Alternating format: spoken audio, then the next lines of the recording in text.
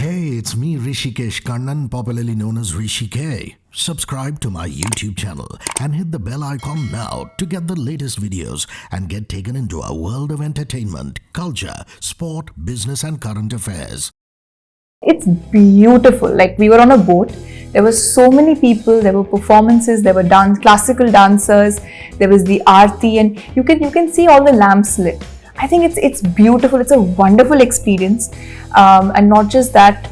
The whole idea of doing it in the promotions was also to recognize and to recreate what Samrat Prithviraj did. He went to Varanasi, and from there he took Ganga Jal and he went to Somnath. I think that the idea was to also pay respect to and recreate what he did in his time, which we believe he did. But personally, I think it was a good start to go and pray and to kind of be able to thank for whatever good has happened, and to pray that, whatever now, for me it's a new journey. It's a different world that I've entered into. So both experiences I wanted to get once in my life.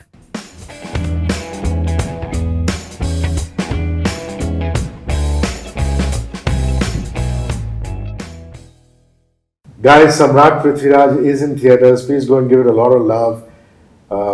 Manushi is looking resplendent, has performed so beautifully. From me, Hrishikesh, and everybody who's watching and listening, many congratulations. Thank you. The love must be pouring in. Thank you. I think mostly love. Thankfully, mostly love. I remember, you had won Miss World, and we had so much fun in my studio playing music and chilling and chatting. Yeah. Couple of years down the line, a lot has changed. I mean, your mainstream Bollywood heroine, deep down inside, is the same Manushi Chhillar, or have some layers come on because of the profession? Can't be blamed. I mean, I think change is a constant in life. I think at the core of it, I still am the same girl you met back in 2018. But I feel that, of course, there's a lot of experience, a lot of wisdom that the last 3-4 years have added to my life, and I don't know exactly how, but I'm sure I must have changed. In a good way. But what really was a surprise to me is your dancing skill. My God. I mean, I know that you have danced before, and there is a background and things like that. But the dances are just extraordinary. I mean, one could easily say that you're a Bansali heroine, though I read somewhere that you did do a scene from Bajirao, Yes. And are you a harsh critic of yourself when you watch those? Let's say you're watching your dances. Yeah. Are you harsh on yourself, or are you able to give yourself a pat on the back? No, I think I'm very much guilty of being a self-critic and going really, really harsh on myself, which I have to make a conscious effort to control when I'm watching the film. And the first screening that we had in Delhi, I told myself, I said that although I'd seen the film before, but I'd seen it without the VFX and without, during its very early stage. I remember I told myself, I said, go as an audience, enjoy the film. This is your first film. You need to enjoy the process as well. I can be a self-critic. If I were to look at a scene of myself, then I would start and I think all of us do that. We'd start picking at those things that we could have done better, which probably, and few things that maybe we felt we didn't do right, which maybe the audience might not notice, but we will. I am guilty of doing that a lot, but I do make an effort to not do that too much, because I think, of course, it's always nice to be aware of the fact that you're able to tell, okay, if you did a good job or you didn't do a good job, but also be able to enjoy that process. So now I try to keep a balance between both of them. To me, Samrat Prithviraj really was a feminist king. I mean, in a lot of ways, he was way ahead of his time in terms of his attitude towards women at large. And that also obviously speaks to Sanyogita and the fact that she herself is as brave as she is. The thing with Dr. Dwivedi is you can sit with him and he will tell you these stories, and he's quite like a professori. So how much did you take out of it? What happens lots of times when people are talking to you for an hour, you will take 20 minutes of quality from it. How much did conversations with Dr. Dwivedi help you? A, B, and how much did your own reading help you? Was it a 50-50 or more Dr. Dwivedi or more the reading? Well, I'd say a 60-40. I'd give him a little extra credit. And that's because of the individual that he is. He is a person who will always read more than you, be more prepared than you, and will know more about the subject than you on set. No matter how much you read, he'll always know a little more. Of course, having said that, he is the director and the writer. And not just that, the fact that he's lived with the script for 14 years before we started shooting, and before, they decided to make the film, and then of course 18 years now. Having lived with the script for so long, of course there were a lot of changes that he made, and there was a lot of more research that he did. But I'd say that every time I spoke to him or I discussed my character with him, it just made me feel more at ease with what I was doing. My research was more around the fact that what I had to add otherwise as an actor, understand what I'm doing. Acting is very new to me. And the fact that whatever I needed for the character, as much as homework as I would love to do, I wanted to do on my own, and as much as homework that I did, when I'd come to Yash Raj every day, I was prepping over here, I used to come here every day. Both of us would at least have an hour minimum. When we'd sit, we'd read the script again. I'd ask him questions, and he'd tell me stories, and he'd tell me more of what's written in the Prithviraj Raso, and that's what the film is based on. In a film, you can't show everything. The Raso is in so much more. It's so much more detailed. There's so much more about the characters, and for me to understand the character of Princess Sanyogita, he was the mediator. He was the medium through which I understood what was written about her in the Raso. So I think a lot of questions, a lot of discussions, and a lot of understanding of acting, because he's not only a director, but he's been an actor as well. And so many years of research and so many years of learning only made the job easier for me. So there's a lot to learn from him. I think every time I have a conversation with him, it always goes on for much, much longer. I love having a conversation with him because he's also from a very similar background. He is a qualified doctor. He finished his MBBS. I didn't, but there are a lot of common things that we can discuss and we can talk about. There's this whole argument about Sati and Johar that was prevalent at that time. And I don't want to give spoilers to people as to who commits and what commits, but it's a general discussion that I want to have with you. And these are the same urban people who will watch Downton Abbey and turn around and say, oh wow, how cool that show was. But actually, women are wearing corsets. They were not allowed to go out without being chaperoned in the West as much. This was a tradition that brave women in the north of India indulged in.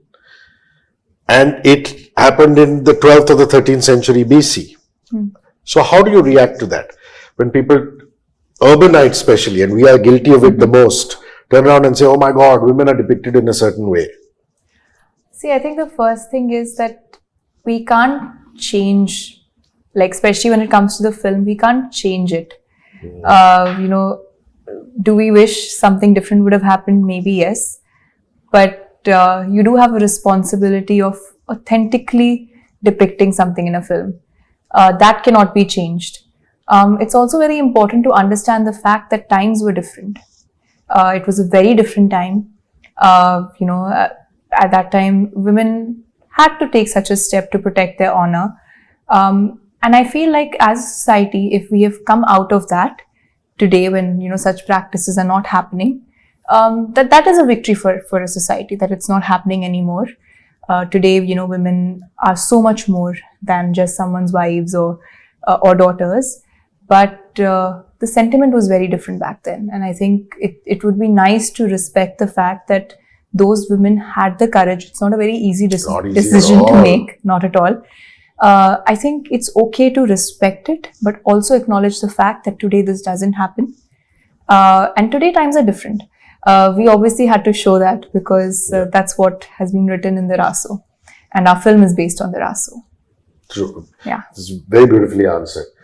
I like the idea of a medieval Indian princess who's kind of like a modern day Lara Croft, who's very womanly and feminine when she has to be.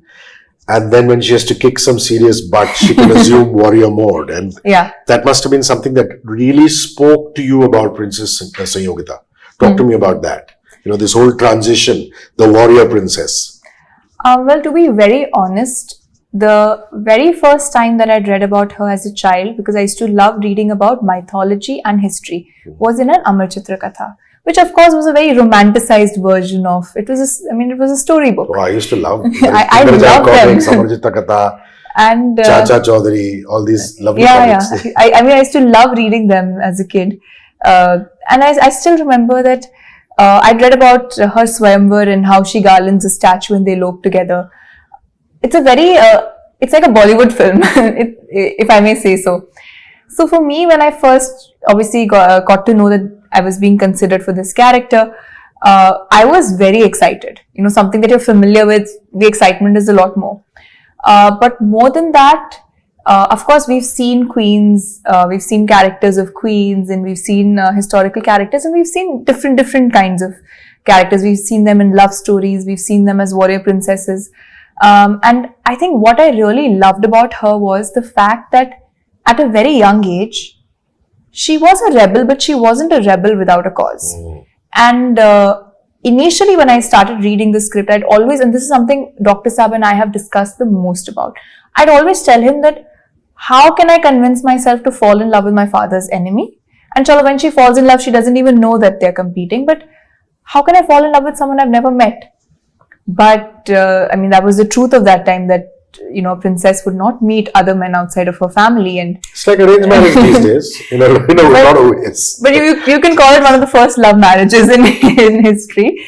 But I think it took me a while to understand her character, and I think I was quite impressed. And today, making a film in which her character is depicted as well, I think makes so much sense, because even today, men and women of course a little more, but men and women are fighting for the freedom of choice. True.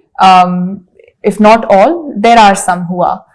And for her to be a person, a girl, not even a normal girl, a princess, in the 12th century, who said that no, I'm going to decide for myself, I'm going to decide who I will marry and where my life will, how I lead my life.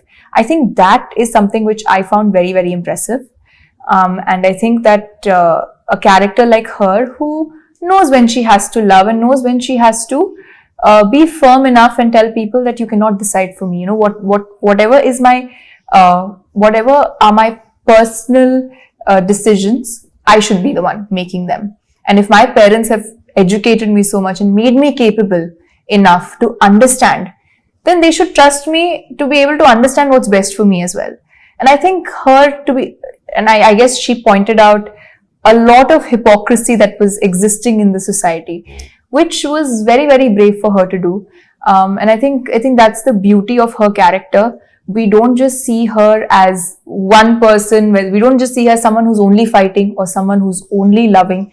We see it's a very holistic way of looking at a character. We see her as a human, as a person. And I think that just makes her more endearing. Also, what happens with marketing and promotions is you go from interview to interview or place to place, and, sometimes it's all just a blur. But I noticed that there was a spiritual side to this whole promotion. I mean, you went to Somnath, for example. Yeah. You went to a few temples. Yeah. You actually went to the fort. Yeah. Samrat Prithviraj. Yeah, Rai Pithoda. So talk about those aspects of going to, I haven't been to Somnath, I'm ashamed of saying that. Have you gone before this? No, this was my first time. So how was it? I mean, there's always an aura around these spiritual places. Of course, and it's very strong. And I mean, being brought up in a Hindu household, of course I've gone to a lot of temples, and I do enjoy going to places of worship. I still remember just before I came to compete for Miss India, we'd gone to Fatehpur Sikri, and and that time I'd just become a contestant, and I'd prayed. I said, okay, please, I want to win Miss India and win Miss World. Somewhere I feel that the universe, God, whatever the force is, I think has had a kind eye towards me in life. I can say that. I always wanted to go to the Somnath temple because of its historical significance as well. Growing up, we've read a lot about what has happened in the temple, how many times it was broken down, and everything else around it. And of course, it's considered to be one of the areas which has a lot of energy. And for me, before starting something so important in my life, I'm lucky that through promotions, I got to be a part of the Ganga Aarti at That was my next question. And that again, I believe, is just so overwhelming. Just watching it. And the number of people, it's beautiful. Like, we were on a boat. There were so many people. There were performances. There were classical dancers. There was the Aarti, and you can see all the lamps lit. I think it's beautiful. It's a wonderful experience. And not just that, the whole idea of doing it in the promotions was also to recognize and to recreate what Samrat Prithviraj Chauhan did. He went to Varanasi, and from there he took Ganga Jal and he went to Somnath. I think that the idea was to also pay respect to and recreate what he did in his time, which we believe he did. But personally, I think it was a good start to go and pray and to kind of be able to thank for whatever good has happened, and to pray that, whatever now, for me, it's a new journey. It's a different world that I've entered into. So both experiences I wanted to get once in my life, and I got to do through promotions. That's lovely. Normally, Akshay Kumar is the alpha male on the set, and you have Sanju, who's another alpha male. So it's a very testosterone-driven set, if I can call it that. But it must be nice to be, a lady on that set with these two iconic guys. Did you get treated like a little child, sweet little girl? I got bullied on set. Or bullied or your leg pulled? I think, I was the newcomer, and everyone else was very, very senior. And I'd say that there were times when I was bullied, but mostly I think they were all very sweet. I've interacted the most with obviously Akshay sir and Sonu sir, and with Ashutosh Rana sir and Sakshi Tawaram, because they're playing my parents in the film. So they've all had a very protective. They all were very protective of me on set. Sweet. And they've all been very sweet and very, very kind to me, I'd say. There were times I got bullied a little bit because I was the newcomer. I was a nice man. The junior, the super junior on set. But in a nice manner, obviously. That's lovely. Yeah. And the fact that you were an MBBS student must really help, because like they say, for the law and for medicine, you need to cultivate a passion for reading. Yeah. And the sheer knowledge, we talked about Dr. Dwivedi's conversations with you, but the knowledge that you must have gained by subsequent reading and learning about these great iconic figures must have added to your a dimension to your character, to your personality. No, I hope that people read a lot more about them and not just what's shown in the film, because visually there are only a few things that you can show, but when you read, it's a lot more detailed. And it's very, very interesting, whatever I got to read about these characters and whatever I got to learn, whatever has been written. So I'd say that I hope that, of course, in an easier, more understandable language, I hope more is written about them. And at the same time, I hope people read more about these characters. There's a reason they've existed through time. They have, these characters are still spoken about. There's a lot to learn from them, and I think it would be great if people would read more about them. And having said that, I'd say this, that I've had a very student's mindset, because that's what I'm familiar with, and I think the one thing I'm good at is being a student, and I think that's something which I feel has also been my strength while prepping for the film. And at the same time, because I was so new to the world of films and so new to understanding screenplay, reading a script, building a character, I read a little bit of Indian classical literature during the first lockdown. Nice. So I said, okay, why not just go back to school and start studying? So I thought I'll start studying literature a bit. And whatever is written, whether you talk about Bharat Muni's Natya Shastra, whatever has been written in I can say in our books from back in the time, talk a lot about performance, talk a lot about entertainment, and I think that's somewhere for me, for someone who's more comfortable in reading about something and performing as opposed to watching something and performing. For me, that had a lot of role to play. Of course, we had shot for most of the film. 90% of the film had already been shot for. But the last 10%, I could feel more at ease after having read, after having understood the history of, how theatre came into being and how actors back in the day kind of approached entertainment and approached performance.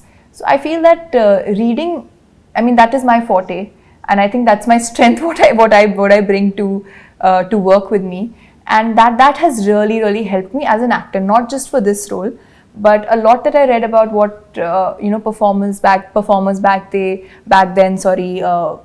performers back then, how they practiced their craft, and what their thought process was like, the kind of stories that were written, the kind of plots that were written. I think all of that really helps. Once you know that, it makes you more comfortable with the world that you're a part of, and B, at the end of the day, our job is to wow the audience. It makes you understand your audience even better, and I think the audience has been the same over time. Audience has not changed. What about hand-to-hand combat, the archery, the skill set? You want to tell me about who your stunt dada, your action choreographers were? Yeah. I believe actually we had two different stunt directors, right? So we had two different. So, but my question is more about my training. Your training per se. Did you go to an archery range, for example, and do that? Well, as far as the hand-to-hand combat is concerned, or the sword wielding is concerned, any of those things that you had to actually get into? Well, I think the sword and the bow and arrow were required for the song. So for songs, so I had to learn more of the postures. I'm not fighting in a war in the film, so I didn't have to learn action. I didn't have to learn the fighting kind of action. I did have to do a lot of stunts, whether it was jumping on a horse, and it was a live horse. So jumping on the horse or jumping into a 20 feet deep pit. So I think all of that action, body posture. Then of course there's a lot of core strength required, and because you're on a cable. So I think all of that was what I had to practice a little bit, and it was more around dancing and practicing the skill of acting, because again I was very new, and I think any skill, the more you practice, the better you get at it. Yeah. So it was more about getting comfortable with the character, understanding the character. Also, it was not a contemporary character, so reading more about the 12th century, understanding more about I think very small things like many people might not notice, but everything from even the makeup that she would have used, kind of what was there. And I remember someone was telling me that roses weren't a part, jo gulab hota hai na? Wow. They weren't a part of they weren't a part of India back then. They came much later. So someone told this to me. I'm not sure, but this was what someone had mentioned in front of me. So to understand the fact that there was another version of the rose, which is not called a rose, which was available, which they would use as a rouge, or so I think small things which nuances, lovely. Small nuances which you kind of get to know about, very very interesting. And even if you look at the character, how Dr. Saab has designed Princess Sanyogita, I think everything from the fabric of her the costumes dress, are beautiful. Everything was made to aid the climate where she was.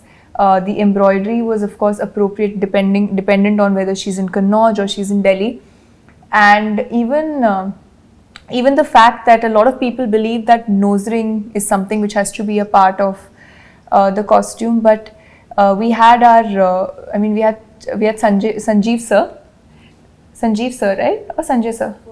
Costume. Sanjeev ji. I used to call him Sanjeev ji only, but other day someone was calling him Sanjay sir. Okay. So, but we had Sanjeev sir who designed all the costumes, and he's been making costumes for a lot of families back in Rajasthan. So I remember he's the first person who told me. He said, "Nahi, nath nahi pehenni." He said that there is no Wow. no nose ring that you have That is to wear. authentic. That is authentic. And even from a small thing like a bindi, only after marriage, Princess Sanyogita is wearing a bindi. So I think these small things that they make a huge difference. Not a lot of people will notice, but for someone, and I remember Dr. Saab would always say this. He used to say that maybe people will not notice, but my strength is my research. And he said, if I don't do this best, there will be some people who will watch this film because of me, and they will find something to, they'll find that flaw. And so he said that the people don't expect this of me. People expect me to be more authentic. So I can't compromise on authenticity because, because of whatever XYZ reasons. So I think that beauty of, the way the character has been built and every small thing, there was so much of attention paid to every small detail. That made that process even more fun. Lovely. So last question. What's on your phone? I love the Holy song. I mean, apart from the soundtrack, which Shankar and Loy have done such a great job, what are you listening to these days? I think I knew you'd ask me this question, and I'd say, That's my favorite sign-off question, always. I'd say Makhmali. Okay, that's great. And do you know the last count of how many times your parents have seen the film? 8, 9, 10, 11, 12. Still watching, still counting. Still watching. Yeah, still watching They and must still be counting. so proud and so justifiably so. Thank you very much for your time. I really appreciate it. Thank you. Thank you. Cheers.